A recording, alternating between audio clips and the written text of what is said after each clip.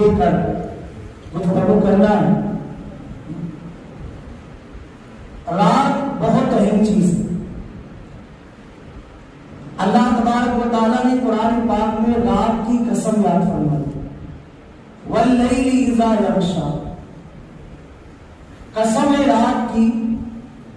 اللہ نے ایک جگہ اور بیان فرمایا کہ رات کو اللہ نے لوگوں کے لیے لباس بنایا اور دن کو اللہ تبارک و تعالیٰ نے لوگوں کے لیے ذریعہ معاش یعنی روزی روٹی کے لیے بنایا۔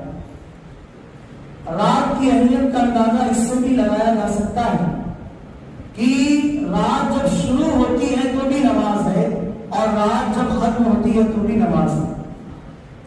یعنی رات جب شروع ہونے لگے تو مغرب کی نماز ہے اور رات جب ختم ہونے لگے تو فجر کی نماز ہے۔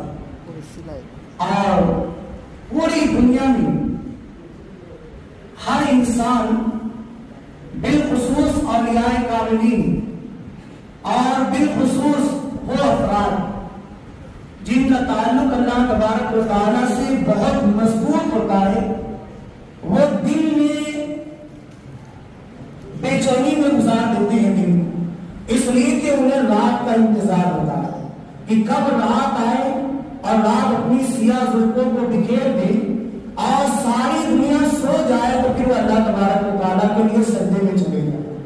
رات کا انتظار انہیں ہوتا ہے، اولیاء اللہ کو رات کا انتظار رہا۔ صحابہ کرام کی راتیں پوری عبادت و ریاضت میں گزری۔ اللہ کے نبی سید عالم صلی اللہ علیہ وسلم کی عبادتیں راتوں میں کثرت سے ہوتی تھی، بلکہ سیدہ کائنات حضرت فاطمہ الزہرا رضی اللہ تعالی عنہا ایک سجدہ کرتی تھی فجر کی اذان ہو جاتی تھی۔ کب کرتی تھی؟ رات ہی میں تو کرتی تھی۔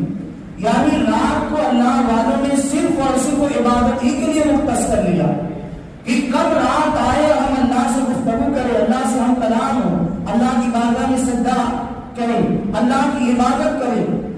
رات اتنی ہے، لیکن اب رات کے انتظار کا ماحول بدل گیا۔